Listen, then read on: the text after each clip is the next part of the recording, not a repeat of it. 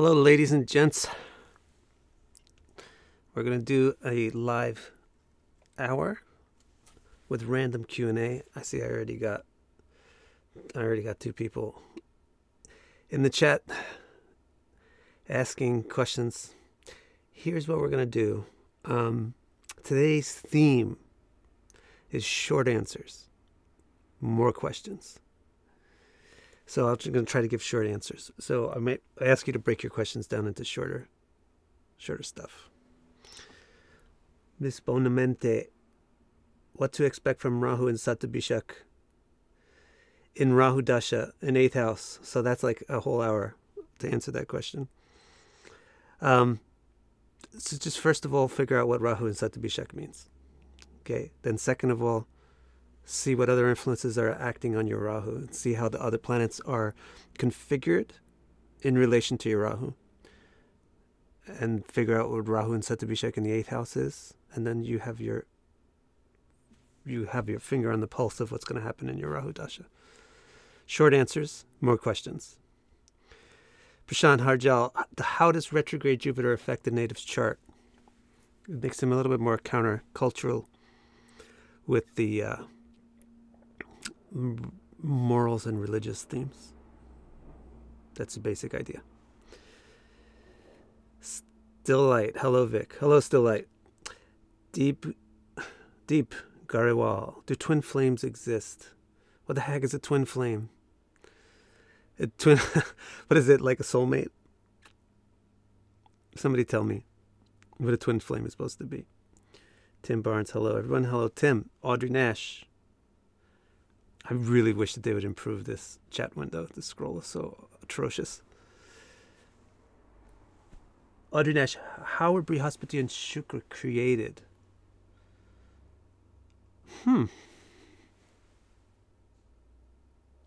Brihaspati. Shall we Google this? You can Google. Why not Google and just see like a birth of Brihaspati, a birth of Shukra. And then if you have some question about what Google tells you, let me know. What was the most important points? Still Light says, what's the most important point in a chart? It's the ascendant.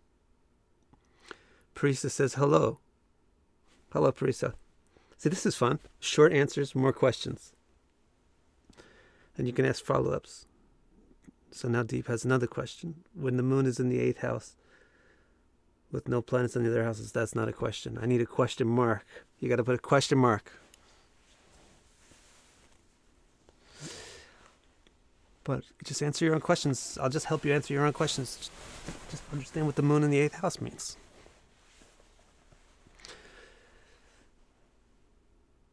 What tattvas do you consider for nakshatras? Audrey asks. I don't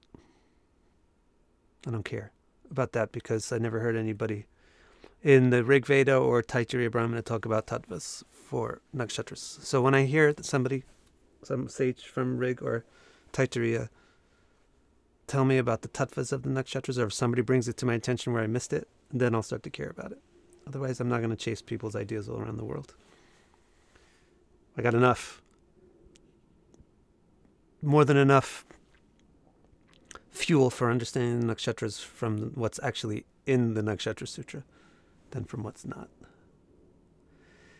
Farah, hi Vic. Hi all. Hi Farah. Prashant, Sun in Leo and Varga chart. Is it counted as Mula Trikona in our own sign? It's counted as its... Oh, it depends on the degree. So you can get a degree in a Varga chart as well. You do a ratio. The whole span of that Varga Amsha equals 30 degrees, and then the ratio gives you the degree. Percentage ingressed into that. MK Forever, hi. Prashant, hi. D'Angelo Marks, can you please put your songs of the Nakshatra on one video so I can listen to them over and over? That's a good idea.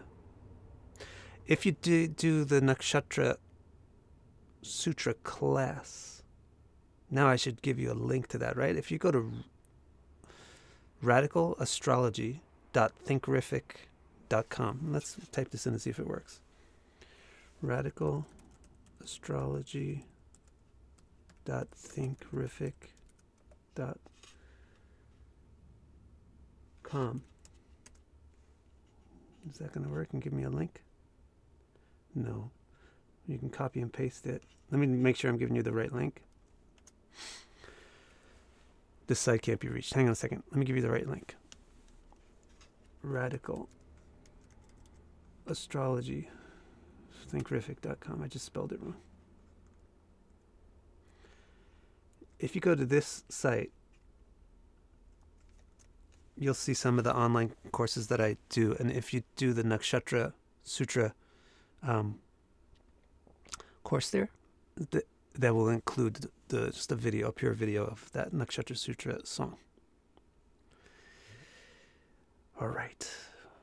So you guys, I'm trying to answer these questions as fast as I can, but you're asking them faster. Mercedes, which placement allows for souls to take over the body to dance? As in, soul is driving body and you're letting it happen. Well, it's not going to be a single placement that's going to do such a specific thing. But just figure it out. Without astrology, what you're talking about is figure out what you're talking about. I would say what you're talking about is a lack of inhibition and expressiveness. And well, you didn't have to say that they dance good, so we don't care if they dance good or not. So we don't care too much about Venus.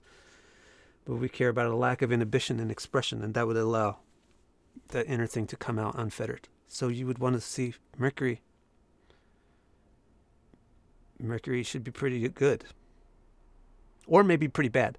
Like Mercury in Pisces could make no conventional blockages. So you want to look at Mercury. Something's going to be amazing with Mercury. I'm giving you the quick answers.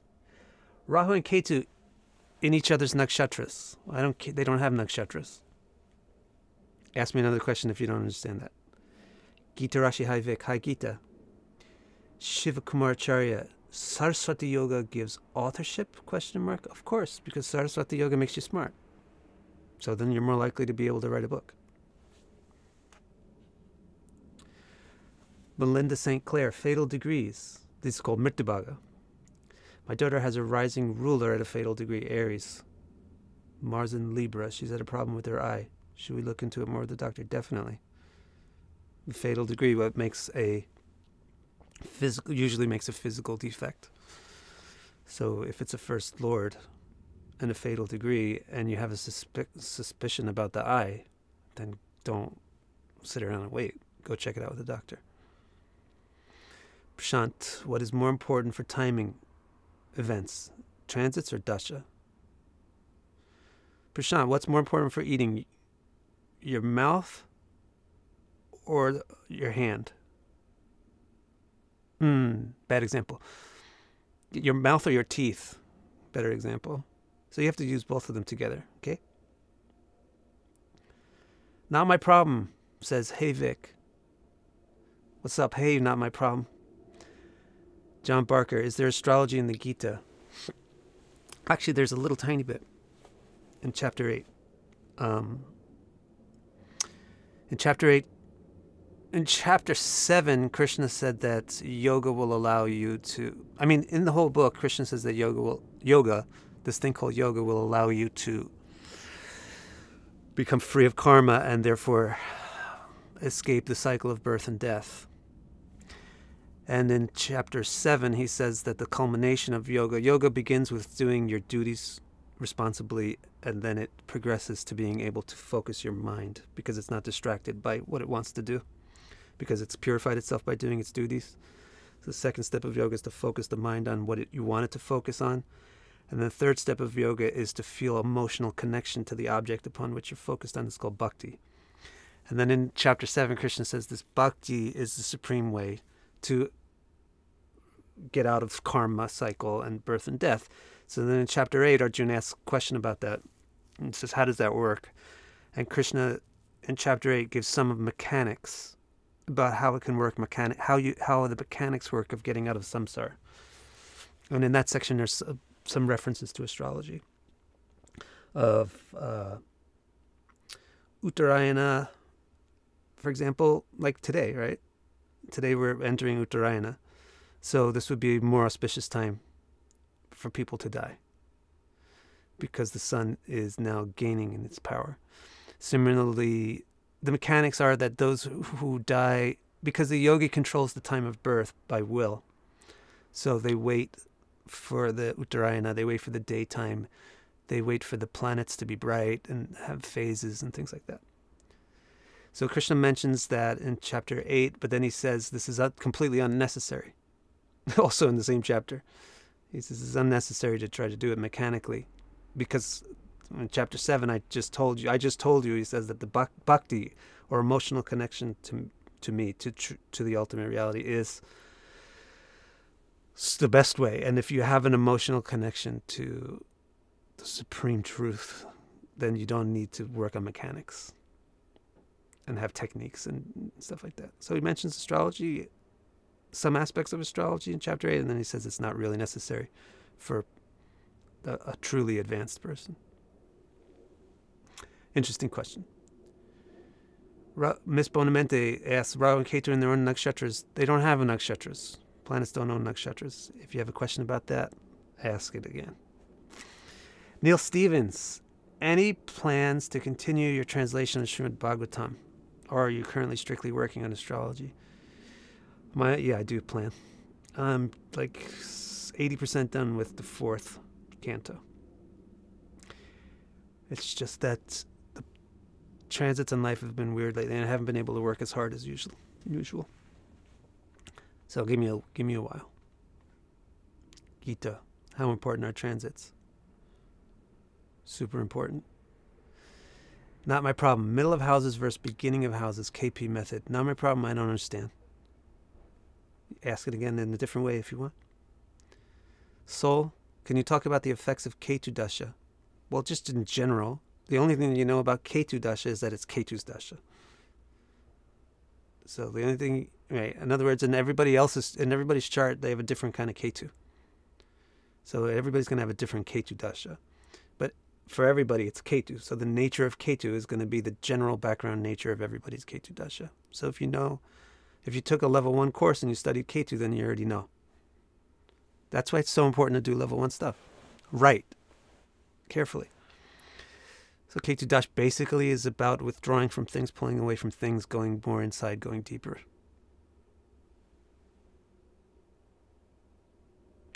D'Angela Marks, what does it mean when the moon is in the 12th house of the D1 and almost all the Varga charts? Well, that means that your moon is really consistently in the 12th house, right? So take your interpretation of the moon in the 12th house and really put a lot of faith in it, because it's repeating itself over and over and over again. So you know this moon is really connected with the 12th house. So again, if you know simple astrology like level 2, how do you interpret moon in the 12th house, then you're already good with this question. The 12th house is like non-physical. The moon is emotional. You got to work that out. Basically, or take a course to learn how to work it out, to do it in detail. But basically, moon in the 12th house has their mind or desires on other things, not typical things.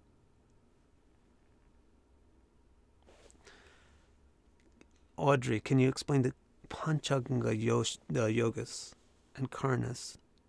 No. I can tell you what they are. I can talk about what they are. Panchanga yogas will be combinations of titis, which is the moon phase, the phase of the day, nakshatra of the day, and one other factor. So certain combinations of titi nakshatra, maybe it's just titi nakshatra, there's one other factor too. Karna, maybe like a half a day. Titi nakshatra and karna, different combinations of them give different effects. And the Panchanga yogas describe those effects. Panchanga is a 5-part calendar. And it's very useful. It gives you a nice background on the person born in this moment or what this moment is good for electional astrology. But no, it's not my specialty, so I can't really explain more than that. Still light. What determines the best compatibility for partnership? Probably, so to really do it, you have to do a very thorough, sophisticated analysis, but probably the most important thing is to see the relationship, between the moons in the two charts. So you and do it with Tajik or Western angle, geometric aspects. That's very useful. So opposite moons are spicy and attracted to each other in a difficult but compelling way. Square moons clash with each other. Trine moons are easy relationships. Sextile moons are easy relationships but not as compelling as the trine. And then the other ones, the 6, 8, 2, or 12, are kind of like misunderstandings, difficult to understand each other.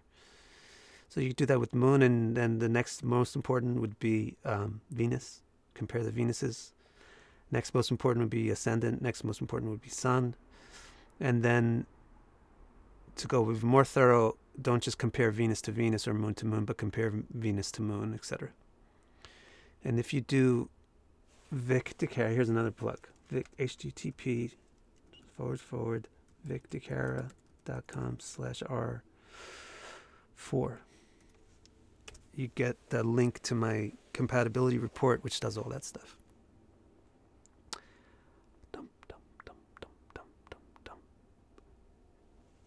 Diant Salian. Yo, hi. Vic. What's up? Shiva Kumar Acharya, please explain the Sun-Mars-Ketu conjunction. What's there to explain? It's not like it's one thing that can be explained. A Sun-Mars-Ketu conjunction might be for different ascendants. There's 12 different ascendants, and then these lords might be different lords, the Sun and Mars. They might be in different signs. They might be in different houses. So as long as you're aware that what I'm explaining to you is a Sun-Mars-Ketu conjunction and not your Sun-Mars-Ketu conjunction or the one that you have in your mind, then that's fine. I can answer your question. Sun and Mars is the masculinity, and if it's with Ketu, then it's going to be made unstable, unsteady, and withdrawn. So if you know what masculinity means, then you're also good to go. If you don't know what masculinity means, then that answer is not good enough for you. So basically, if you know masculinity means outwardness, confidence, initiative, then you got something to start with. Let's see what else we got here.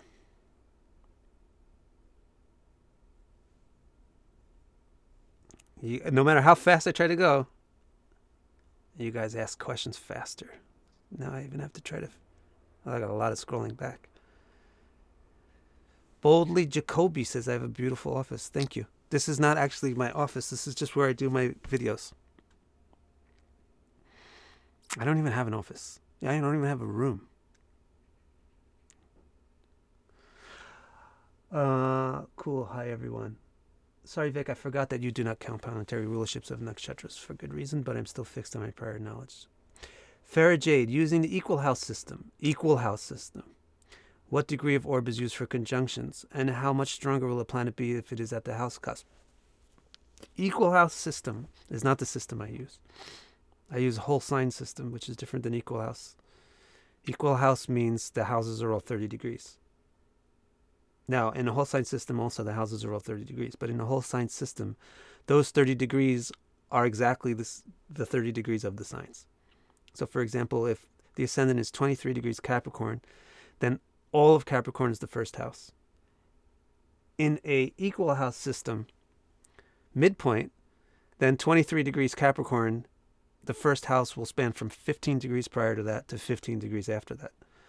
Or in an equal house initial system, then 23 degrees ascendant Capricorn, the first house will start there and go down to 23 degrees Aquarius.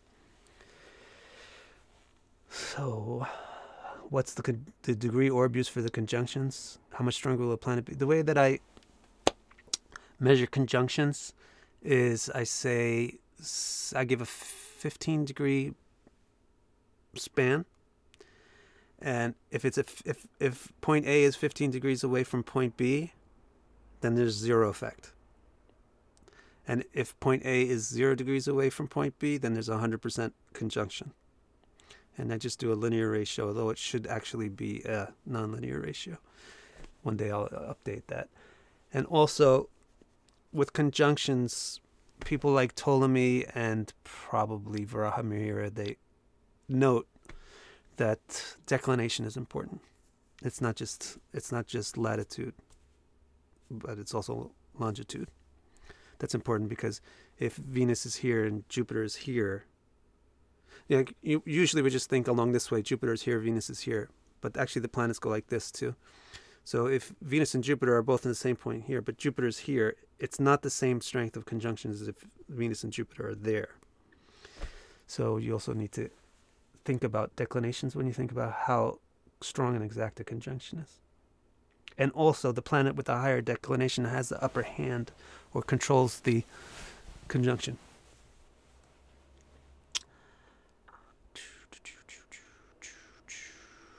Can you explain, Parisa, can you explain how the first Mahadash and sub-dashas are determined? Yes. For instance, someone born with Ketu Dasha, based on what do we calculate the commencement in the order? So let's say it's for a Vimshotri system. In the Vimshotri system, it will say, what does it say? I think it's Ketu is Ashvini.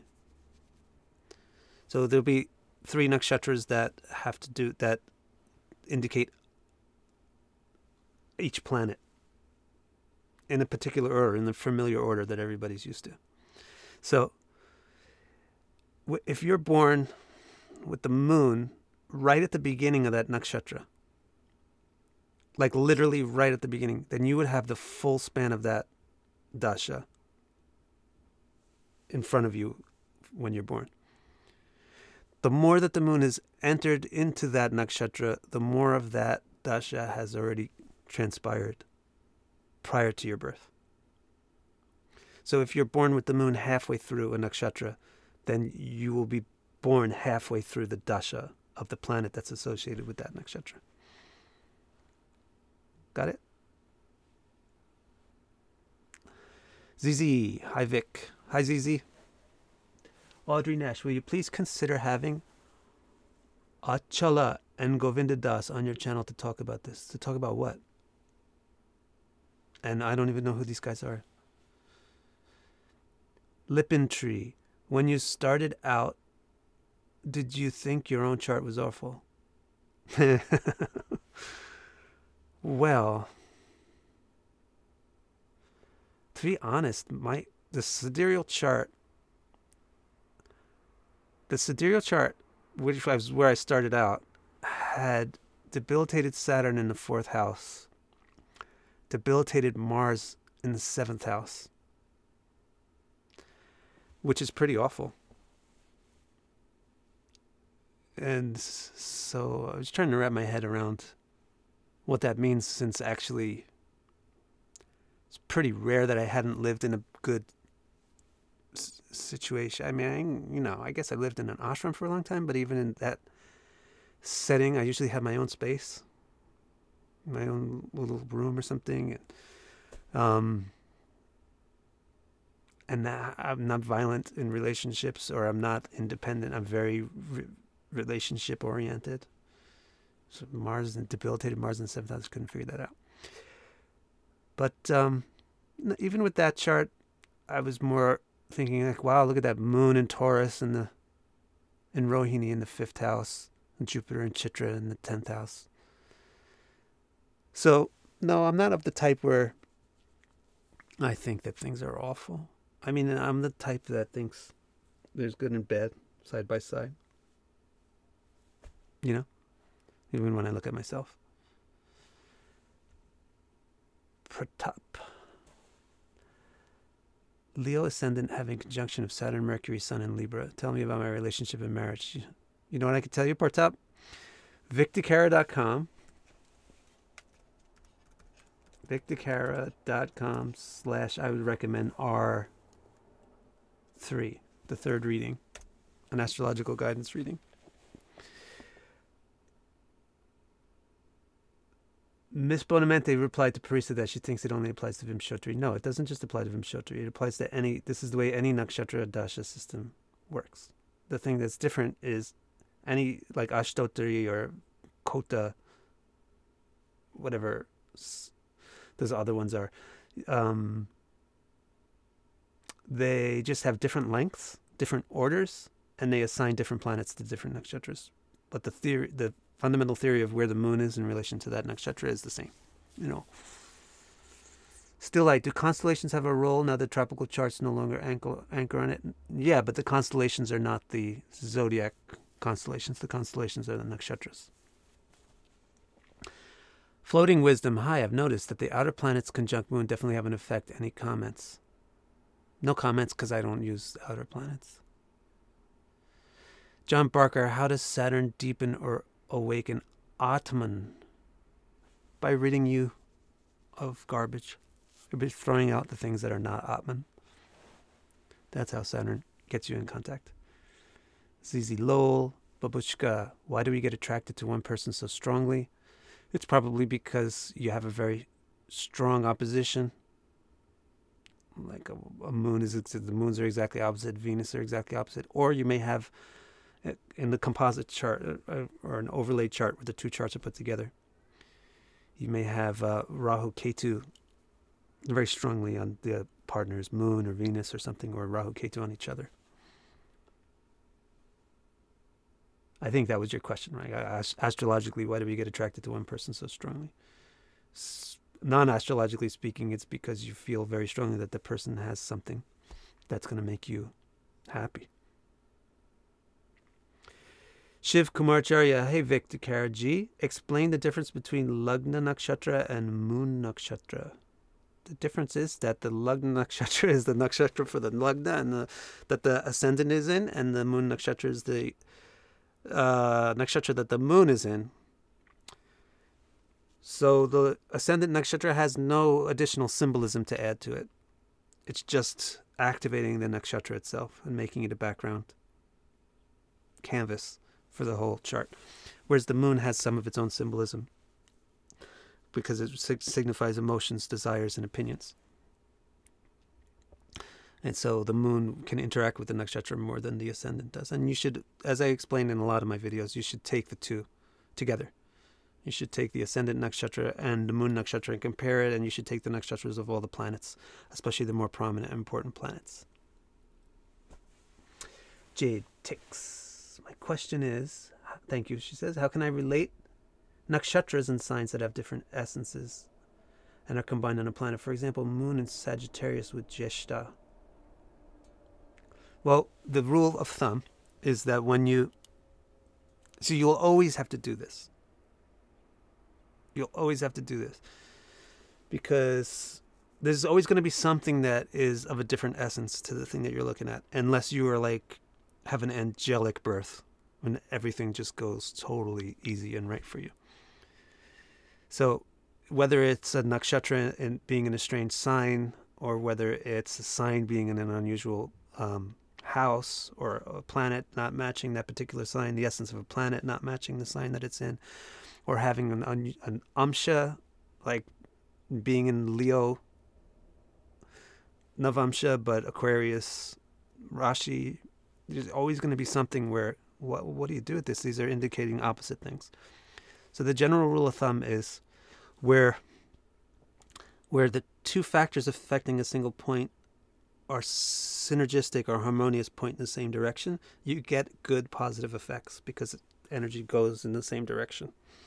But where you get things that clash against each other, you get complications. So the current scenario where there's Jeshta and Sagittarius means there's a lot of complications right now. It's very difficult.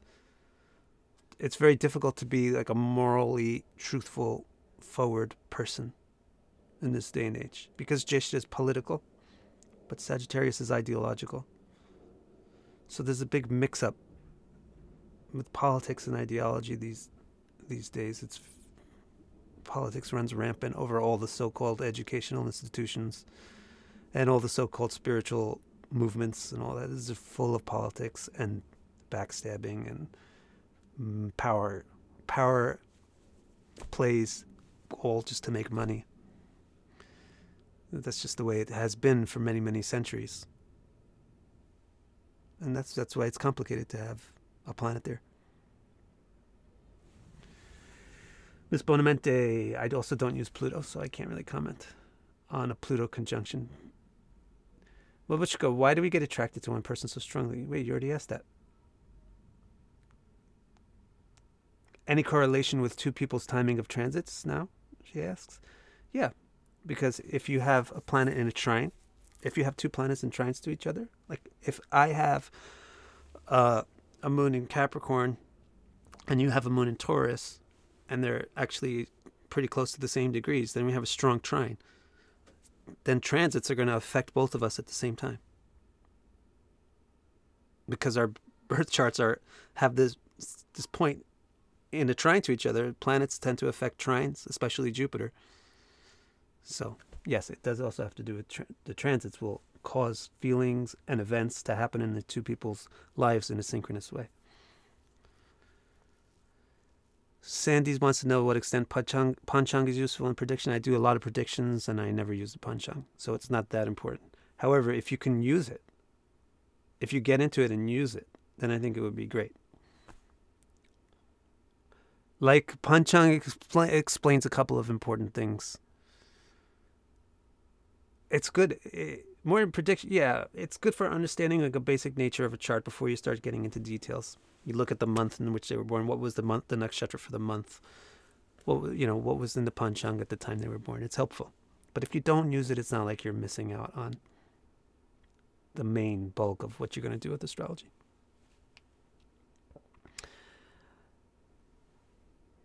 Nema Mime asks for Rahu appearance, but I don't know what that means. So ask the question again in a more like verbose way. Moon Baby says she sent a message on Facebook. I assume if you send me a message on Facebook, there's a 50% chance I'm not going to see it because Facebook Messenger is a mess. And I get messages all the time from people that I don't know, and they send me junk and all that crap. So don't try to send a message to me on Facebook Messenger. Get my email and send me an email message. Ram Paroshe. Simple question. Can you tell about Rashi and Nakshatra Lord? Which one is most important? The Nakshatras don't have lords. The Lord of what? This book is called Taittiriya Brahmana. You see? It's an actual real Veda. And this book says, I think the translator even put it like right in the front as a.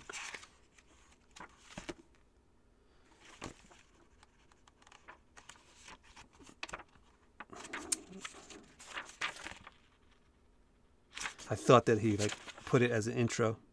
But this book says Nakshatranam Deva Grihanam. It's not the nakshatras are not the domains of the planets. The nakshatras are the domains of the devas. The lords or owners of nakshatras are beings like Agni, Ka, Prajapati, Soma, Apas, Varuna, Vishnu, Rudra, Nirti, not planets.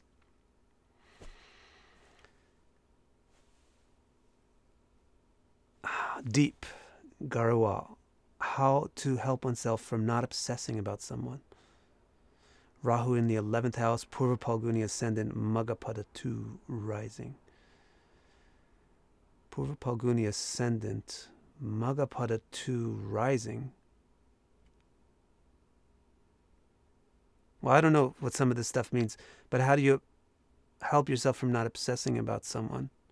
Obsess about something else. That's the key issue. That's what Krishna says in Gita. Is that you can't stop the natural flow of your attention. You can't be stopped. but you can put the flow into something else. And especially if that other thing, the thing which has more gravity pulls you to it. So the thing which has more rasa or attractive force in it will pull your mind harder to it. So you got to find something that's going to give more of a firework than the thing you're obsessed with. And then your mind will flow obsessed with that instead of obsessing with the thing that you don't want it to obsess with. So find something like a new game or a new whatever. Go shopping. Do something that you like that gets your mind off the thing that you don't want it to be on. And if you do that consistently for a while, then the samskar or the impression of being obsessed with that thing that you didn't want to be obsessed on gradually loosens. It becomes less deep. Lucas Mateus, good night, Vic. It's me again. Hey, Lucas Mateus. I need that you talk about my crush's appearance. You say that you need to know my seventh lord. And he is, I just love the word crush. Crush is the most fun word in the world. And I like that you need me to talk about your crush's appearance. You say that you need to know my seventh lord. And he is moon in Purva Palguni in the 8th house. And my DK is Mars in Chitra, right? So this guy seems like he's pretty sexy. Moon in Purva Palguni. Your seventh lord is moon in Purva Palguni, but actually, you're female? Lucas Mateus? I can't tell because sometimes from other countries I can't tell if the name is male or female.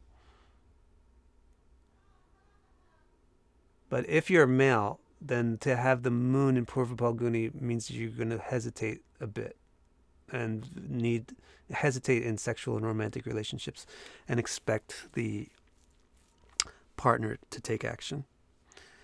If you're a male, that's a particular challenge because it doesn't really work that way most of the time.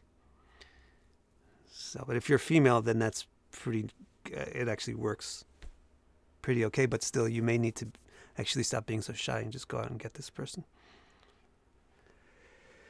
Okay. This is the biggest thing that makes it difficult to answer questions is that people expect that I can actually give them an answer, especially with the amount of information that I have and the amount of time that I have. But I'm trying my best. Short answers, more questions. That's today's theme. So Melinda St. Clair, 2020. How much do you rate the Capricorn conjunctions in 2020? Do you agree with all the hype? I did, what was it, the last 2 live Q&As, the last 2 weeks. Wasn't it? Yeah, it was about transits, current transits, and that was excuse me, I'm burping like crazy. That was center stage on, oh my God, should I tell you guys a funny story? Well, I have a friend who's a famous rock star. You probably, at least 50% of you would be like, what? If I told you his name. So when I was getting into Hare Krishna, I dragged him with me one day to see a Swami. And after the Swami was done with his talk and all that, then I was like, what do you think? What do you think? And he said, well, I like that the guy just burped and farted all the time.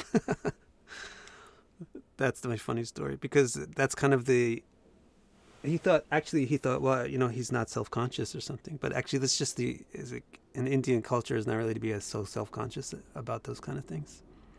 So anyway, excuse me for all my burping today. I don't know why. I didn't even eat breakfast. Maybe that's why.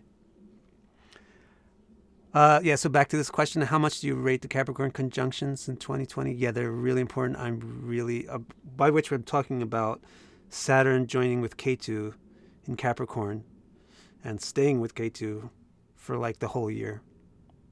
As it goes, Saturn will go retrograde and move all about the same speed with Ketu and then turn around again, and Ketu will catch up. It's going to be practically the whole year.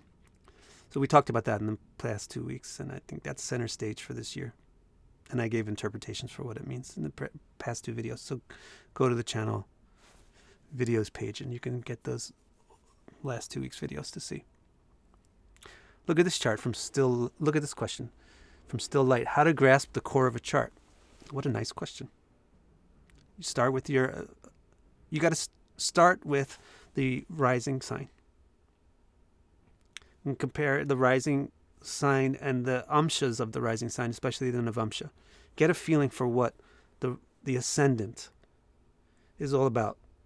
What sign is it in? What amshas is it in? What nakshatra is it in? If you got a good feel for the nature of the ascendant, and then you have a good feel for the core of the chart. Step 2, look at the moon. Do the same thing for the moon. Step 3, compare it with what you did for the ascendant. Step 4, figure out the most prominent planet and do the same thing for that planet that you just did for the ascendant and the moon. And step 5, compare all those. After that, you got a very good feel for the core of the chart, and then you can go look in details and not get off on a tangent as you're exploring a detail. Great question. Floating wisdom. Please answer this one. Are there any examples of intercession prayer in Hinduism, like there is in Catholicism? We see in Hinduism, a person that grasps Hindu philosophy doesn't think that anything is going wrong. Because that's the nature of karma, is that karma means that causes produce effects, and a particular kind of a cause produces a particular kind of an effect. And so the reason why there's particular effects in the world right now is because there's been particular causes. And a person who grasps that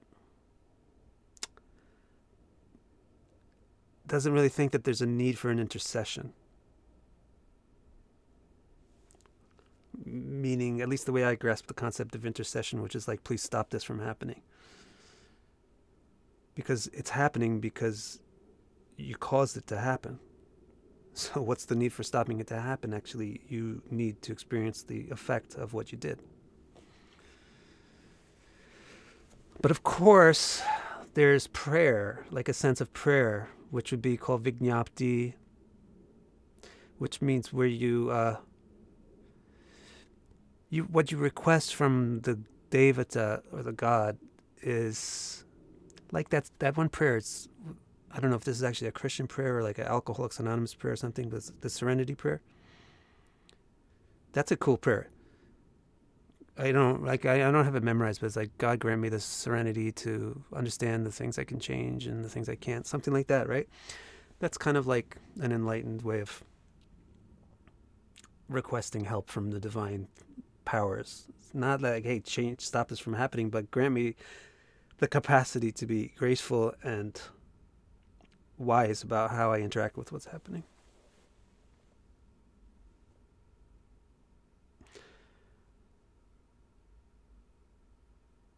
Okay, so some people are answering each other, so I'll just let that happen.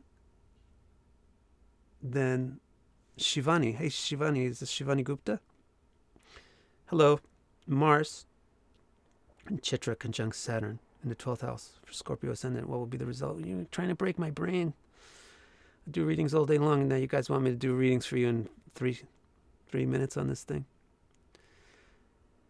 Mars. Scorpio's ascendant, right? So if Mars is in the 12th house, that's the first lord in the 12th house. And it's with Saturn. That's the first thing that catches my eye. So just think about what it means to have the first lord in the 12th house with Saturn. Think about it. You come up with your ideas. And that's what you should think about. What does it mean to have the first lord in the 12th house? What does the first lord signify? What does the 12th house signify? What does Saturn signify adding to it? So you're going to come along with themes like some physical weakness, lack of enthusiasm, some non-physicality, some interest in things that are not visible, interest in things which are not obvious, interest in spiritual things, along those lines. All you really have to do is get pointed in the right direction. That's what I can do for you. What's my crush's appearance? Oh my God. I can't. It's too much. I can't follow this question. You got to ask your question all in one block. Can one be very successful without any exalted planets? Somya Nanduru asks. Yeah, you certainly can. Definitely. What planets do I have exalted? I don't. Do I have a single exalted planet? No. I'm pretty successful. Because what you want to do is you want to take something called Varga Vimshopak. This is the real measure of a planet's dignity. Isn't just simply its face value in the birth, the R1, the Rashi chart, the D1. The real measure of a planet's dignity is a measure of the averaged weighted dignity over the Vargas. That's called Varga Vimshopaka. So maybe you have nothing special about your sun in Leo. It's not exalted. But maybe it's in Aries in Leo. So now it's in its own sign and it's exalted in the Aries Navamsha. So maybe technically, like me, I have sun in Leo. It's not in Aries Navamsha, but so I might be looking for exalted planets because I have a theory, because I read in some yoga that if you have one exalted planet, you become the lord of a house. If you have two exalted planets, you become the lord of a village. If you have three exalted planets, you become the lord of a tract, of a province. I read that in some book, and now I'm looking at my horoscope for my exalted planets, and I don't have any. So crap, I'm never even gonna like run a house. But yeah, you got to look more deep. Don't just think about things at face value. Even when a book tells you if you have one exalted planet, two exalted planets, it's teaching you, hey, the more you have planets in good dignity, the better it is going to be. So look for your dignity. Learn about Varga Vimshopaka and think about that.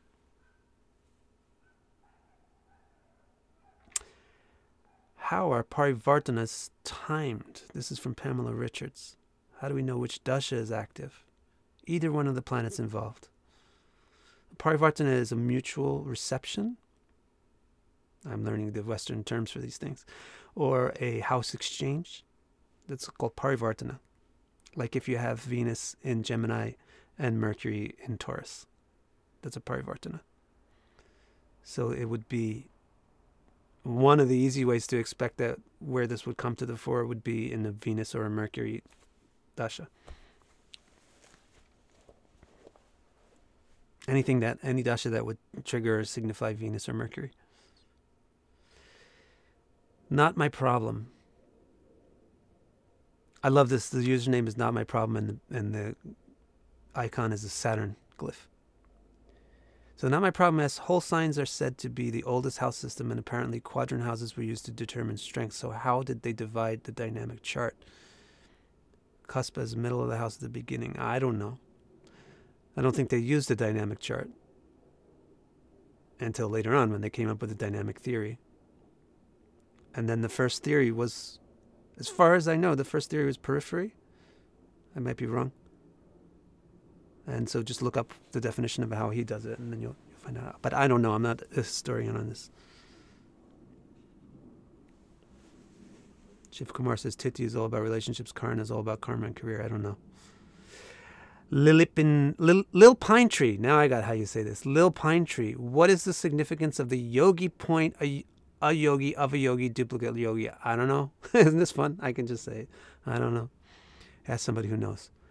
Jeff, hi Vic. No planetary rule. Sorry that I don't know. I'm not happy that I don't know, but I don't know. Jeff, hi Vic. No planetary ruler of Nakshatra. I wonder if you know why many astrologers believe. I just had a scroll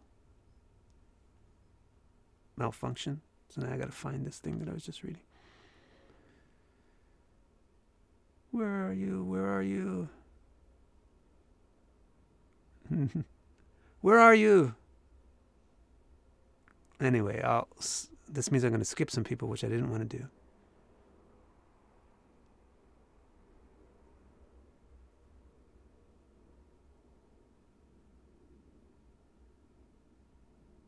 Sorry, I'm trying to get back to where I was before.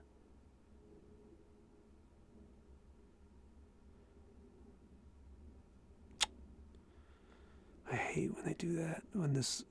Yeah, here we go. When the YouTube just suddenly scrolls my chat window. Okay, Jeff. No planetary ruler of Nakshatras. I wonder if you know why many astrologers believe that there are rulers for them. Because because all the dasha systems correspond a nakshatra to a planet. It's just, and because astrologers are used to thinking of, basically, because nobody really had a good translation of Nakshatra Sutra or even knew that it existed, most people, then there's very little, and most people don't know anything about Vedic mythology, the mythology of the gods that rule the nakshatras. And certainly, even those who know about it don't really understand it very deeply. So therefore, there is little authentic way to understand the nakshatras. So we, myself included, had to kind of scramble for any crumbs that we could find. So we latched onto a lot of things, like the way that the nakshatras are used for compatibility in the Dashkuta and the other Kuta systems, the compatibility systems. Oh, these systems are saying that there's like Rakshasa and human and Deva nakshatras, and it's saying that there's like Brahmana Vaishya, and it's got these other things. We latched onto that to try to understand nakshatras. We came up with our ideas about Rajaguna, Tamaguna, and all that stuff.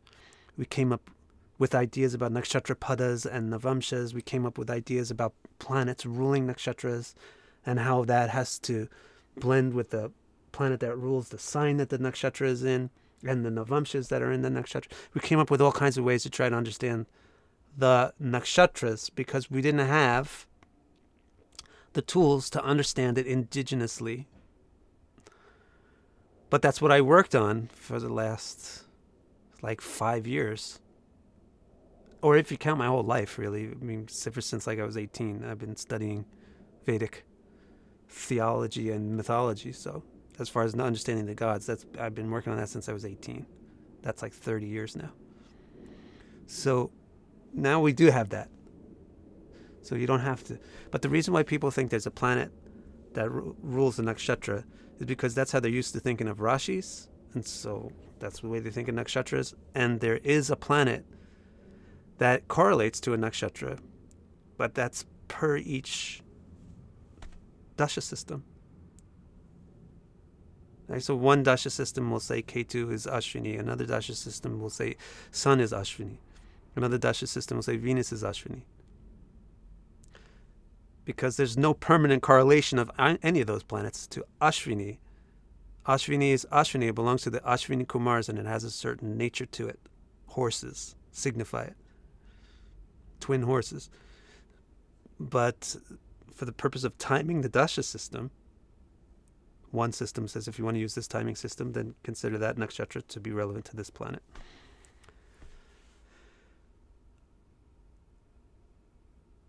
Iowa X, holiday greetings. Merry Christmas and all that. Hanukkah and all that stuff. Audrey Nash, I heard from an astrologer, a debilitated planet aspecting its exalted and own sign gives benefic results for those houses. What are your thoughts? Seems so complicated, man. It just seems like it's too complicated. I'm not into that. I'm into stuff that's really simple and works.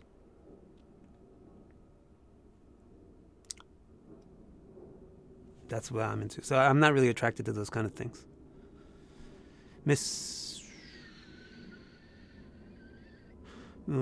People are answering themselves. Sonia, hello. Pamela, in equal houses, would planets on the cusp be strengthened by having the same degree as the ascendant? Yes. But what you mean by strengthened is they become more important in a chart. How about combust? How many degrees? Look that up on Wikipedia or something. It's just like a standard thing. I don't have some special definition of that that's different than the regular thing. It's like every planet has a different tolerance to the sun. So look it up and see what it is. Excuse me again. Mercury has the smallest tolerance. I mean, Mercury can tolerate being very close to the sun, whereas Saturn has the least tolerance. Then there was a message from Pear, Marshall, sun gazing, Saturn's Dasha. I don't know what it got hidden, but I really can't. Saturn's Dasha. Subperiod of Venus is about 2 years. It's said to have some special qualities. I don't know. It really depends on your chart. What about the sun opposition moon aspect? Can you please talk about it? That's called a full moon. If the sun and the moon are far apart from each other, 180 degrees apart, you get a full moon. Now, what gets very interesting is if you put that in the right spot. Like if you put this, if you're born at noon with a full moon, then you got a powerful sun, powerful moon. Of course, you got to think about what signs are the sun and the moon in, what aspects are on them, etc. But if you're born at midnight with a sun-moon opposition, it's the other way around. And you can get a mix-up between introversion and extroversion. Sonia Bakshi, please explain predictive value of planet debilitated but strong Shadbala. So the predictive, if a planet, now I'm going to say, instead of just saying debilitated, say they have it has bad dignity overall by Vargavim Shopaka. And instead of just saying strong Shadbala, I'm going to say this planet is very prominent in the chart. So it's not just Shadbala, but also its alignments to the cusps, to the moon, to the sun, to the other planets. So if a planet is negative in its dignity and strong in its impact, then you get a bad guy. That's a planet that indicates significant problems and challenges. If you get a planet that's strong and very dignified, then that's a good one. It indicates significant blessings.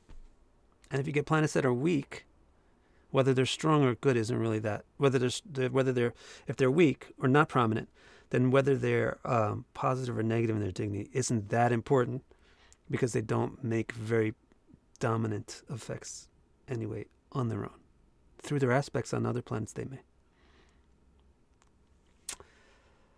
Rahu and Purva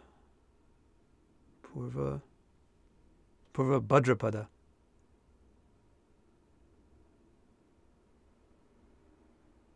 Wow, that's an interesting one, because Purva Bhadrapada is really searching for the essence of things. And Rahu is externalizing. So there's a compulsion probably for seeing the inner essence of something. I don't know. Now, why am I running out of energy? Because it's already been an hour, hasn't it? Watch my video on Purva Bhadrapada. Oh, Purva Bhadrapada. Rahu and Purva Bhadrapada. Wow, not Uttara Bhadrapada. Wow. Watch my video on the recent video on Purva Bhadrapada. If I may even talk about Rahu and Purva Bhadrapada in that video. Because right now I'm done with this hour, so my mind's not sharp to really nail this one. Let's see if there's any. Now I'm going to scroll.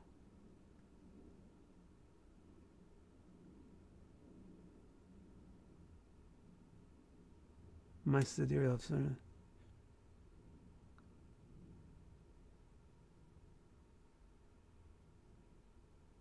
Here, Dana says that she studies tropical astrology, but she relates more to sidereal. That's fine. Like, what you relate to is your subjective opinion. What I relate to is my subjective opinion. That's not the issue at stake. The issue at stake is, what is the zodiac? It doesn't matter if your chart makes more sense to you sidereally or tropically. Frankly, I know it matters to you, but it doesn't matter to the issue of whether or not the zodiac is tropical or sidereal. It's just your subjective opinion of you as an individual in one particular chart. What really matters is, what the heck is the zodiac? And if you want to explore that, just go to victicare.com/tropical. I got tons of videos and essays and stuff about what it really is. Matthew Cook, does the Navamsha chart carry more weight after the Saturn return? No. It's always carrying its weight. Is it possible to know intuitively who is my next husband? Sure, I get. It's possible to know anything intuitively, right? Rising Mula, Moon Punarvasu, Saturn Chitra, Jupiter Anuradha. I love this chart, how it goes along with this question. Venus Magga. So yeah, watch out with your relationship. Don't go into power struggle. And don't go into why you look for your next husband. You have Mula rising. So you're going to want to break things down instead of build things up. Moon in Purnavasa, you're always going to want to try things again. Saturn in Chitra,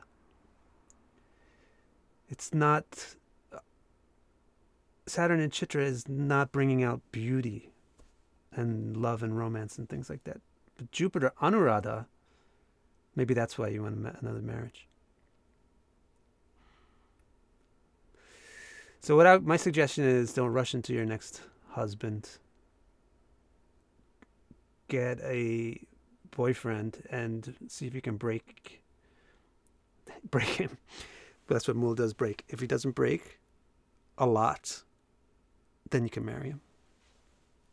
If you want to do it by intuition, that's fine, because you have a Mula ascendant. So you may be able to use intuition. Or you have Venus Magga in the 9th. You may have some good intuition about romance.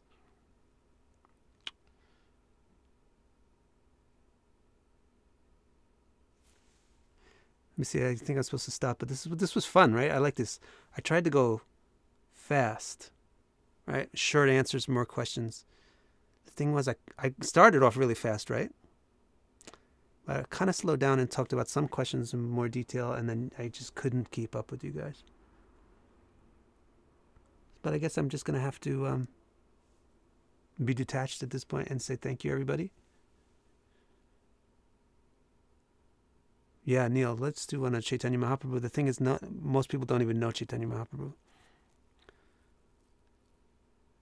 I love how Dana keeps calling me Nick. It's Vic. Victor. See, it's a very actually unique coincidence. My rising sign is Uttarashada, and Uttarashada means the victor. And my parents named me Victor.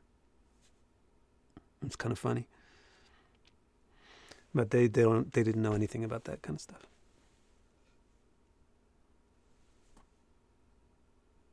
I never did it. Fernando says, see Vic's interview with Dr. Pai about misunderstoods. I don't think I ever did a interview with Dr. Pai.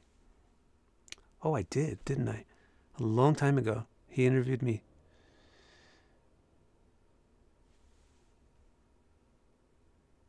When is your book releasing? Well, this week is going to be the final video. It's going to be the video on Barney. And then I have to fix up, I think there's like 3 or 4 sutra commentaries that still have to be fixed, put into the full format, and then give it another week. So I think it'll be released in 2 months or less.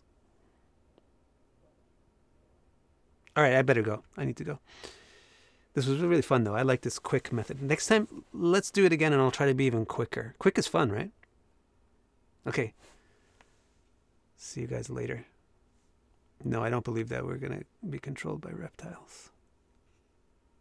That's a good way. That's a good note to end it on.